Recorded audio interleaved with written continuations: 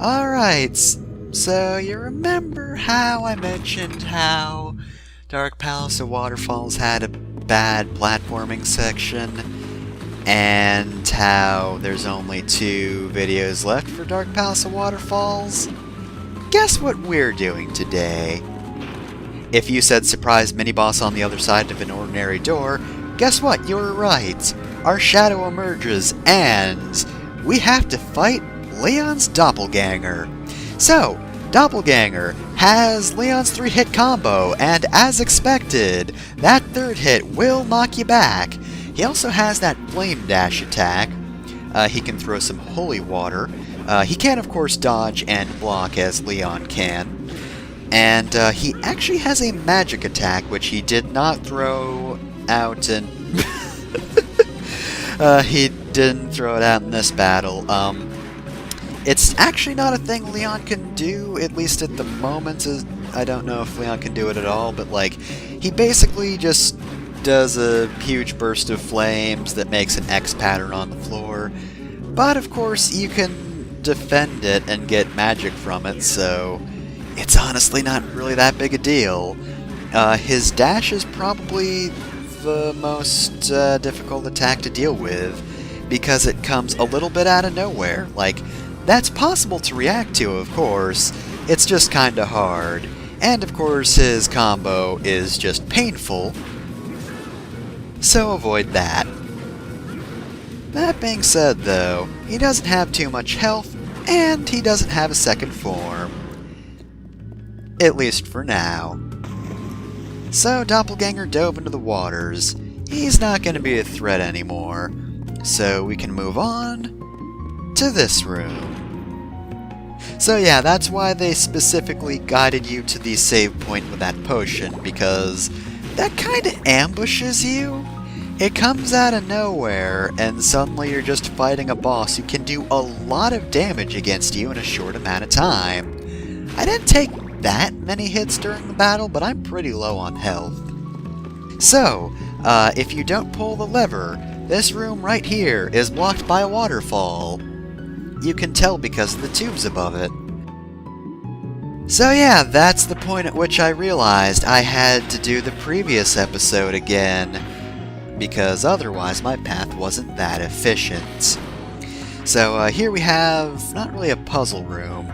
I did cut it close, but yeah, it's just a situation of having to hit these switches in a short amount of time, then get through the door.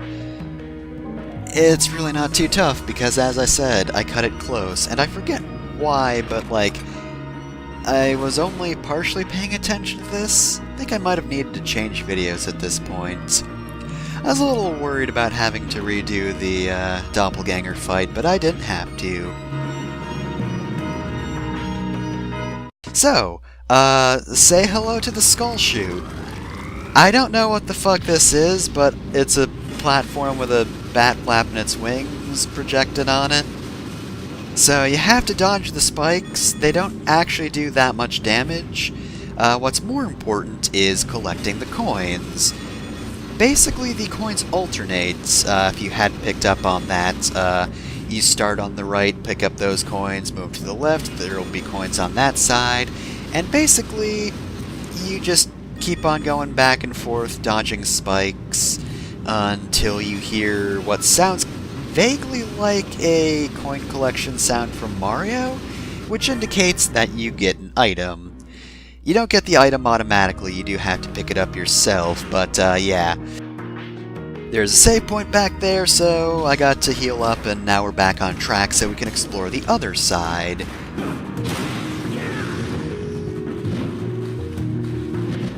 What's over here, you might be wondering?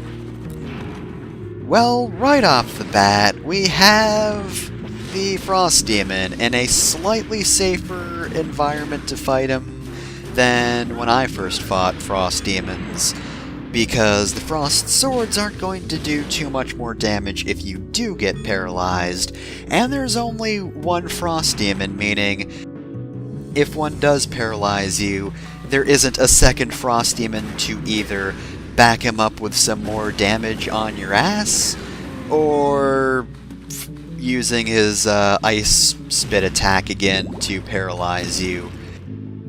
I don't think that made sense grammar-wise. I kind of lost track of that sentence. That's not important right now, though, because we've got a weird puzzle here. When you move to the door, this knight spawns in, and we can't destroy this wall here no matter what. Any kind of whip will not do the trick. You've got to trick this guy into breaking the wall for you, so you're going to need to dodge there. If you defend, that will stop the ball and chain from moving, and thus the wall won't be destroyed, so you have to wait for him to throw it straight at you, not spin at you, and then you have to dodge instead of block. So make sure your timing's good, otherwise you won't be able to get in here, and you do kind of want to get into this room. After dealing with these pain-in-the-ass skeletons, eventually, you get to the worst room in the game, or at least the worst one we've come across so far. So, this platforming section right here, fuck this jump, I hate it. I cannot tell you the motion I had to do in order to do that jump correctly. The other jumps, other than this blind jump right here, are fairly, simple, straightforward ones. They're not too bad, though, of course. If you screw up a jump, then you have to do this whole section again, and that sucks. But yeah, that first one, I cannot tell the difference between the correct jump and the incorrect jump. We've got a mini-boss here, let's fight it before complaining about that terrible jump some more.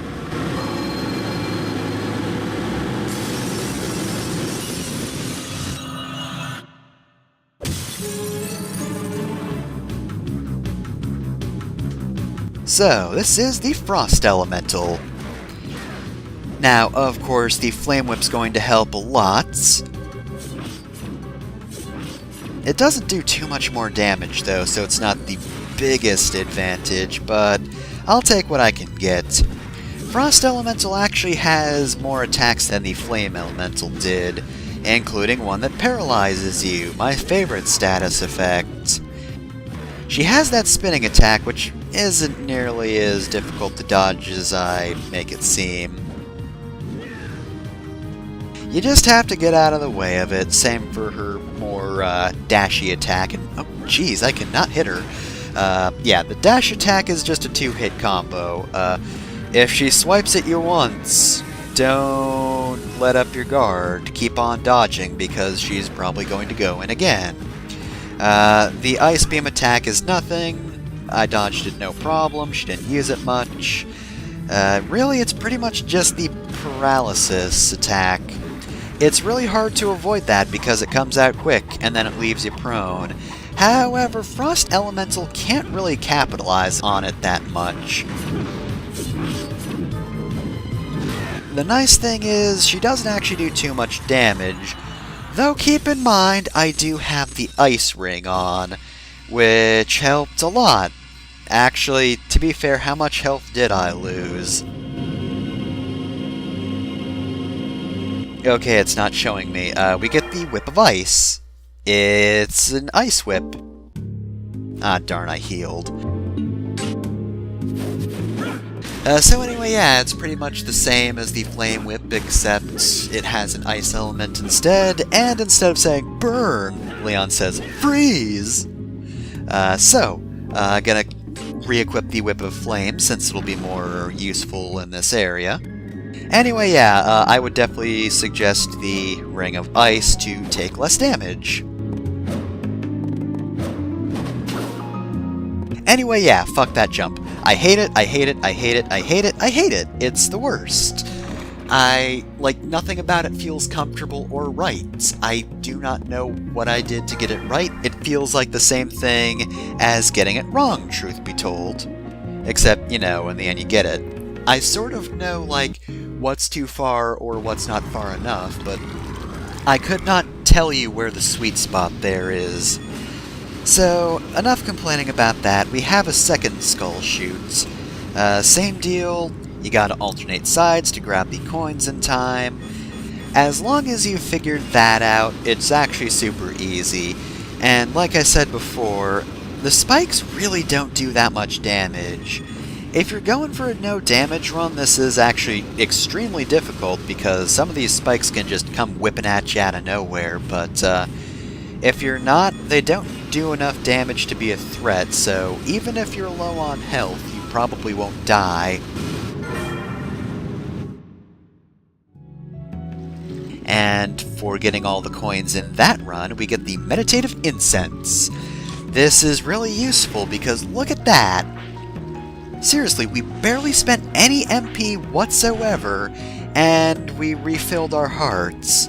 Of course, if you're missing a lot of hearts, it's better to just use a heart repair, because it could take a lot of MP, but in situations where you're not missing too much, yeah, just use that spell. Like I said before, we're on Basement 2, meaning our way back up immediately is blocked off by a waterfall.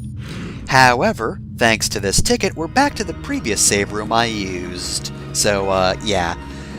In the end, that is actually more efficient than either going back upstairs myself or going down the Skull Chute again, so yeah, I guess in the long run it's good that that happened. It's good that I completely screwed myself over for 2 parts. It was annoying, sure, but I guess in the end it was actually more efficient to just use an item. Anyway, this room really isn't a big deal. The fishmen and mermen will spawn in if you walk too far into the room, but by this point you should sort of get how these enemies work, and they're not much of a threat together. Even if there are a lot of them, it's not a big deal. So we've got another one of these trap rooms. However, if we jump up right here, we get a heart max up, and there's also an item hidden to the left. Very tricky placement, but we get a raccoon charm, and also what the hell is mail? Game, the Crusades haven't even happened yet. What is mail? So yeah, that increases luck. Not gonna equip it at the moment since the Arctic ring could still be useful. But yeah, Raccoon Doll's not half bad. I do love that, like, Castlevania games just have items that do not care about the time period. They're just like, oh yeah, here's, you know, more modern stuff, like a mail order item. Yeah, sure. Sure, yeah. I'm completely accepting of this. Like, God, with Castlevania, sometimes I just expect, like, a semi-modern phone to show up. I say semi-modern because it probably wouldn't be like an iPhone, especially in terms of like when these games were actually made, but you know, a non-rotary phone would absolutely show up in a Castlevania game that takes place years and years before phones existed. Actually, you know what? Hell, even a rotary phone would be out of place in half the Castlevania games, but you know what? Who cares? It's hilarious.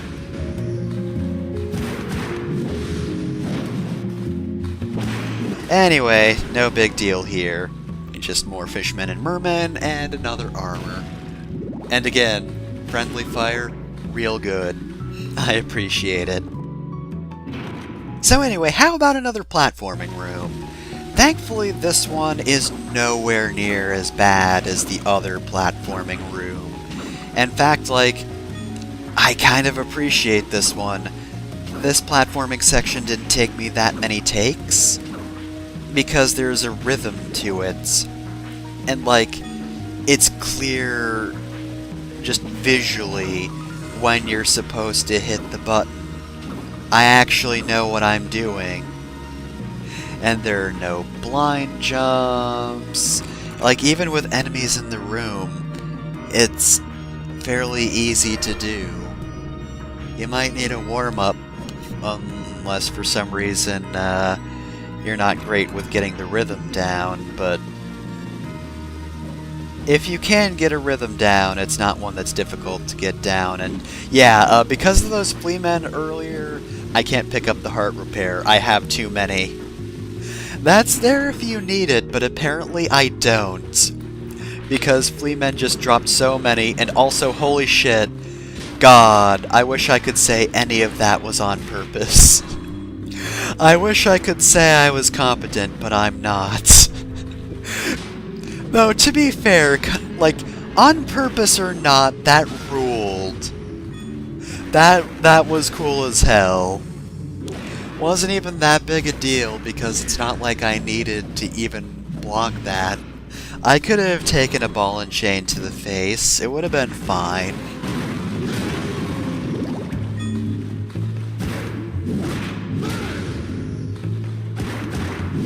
So that's actually pretty much over and done with. We are wrapping this episode up.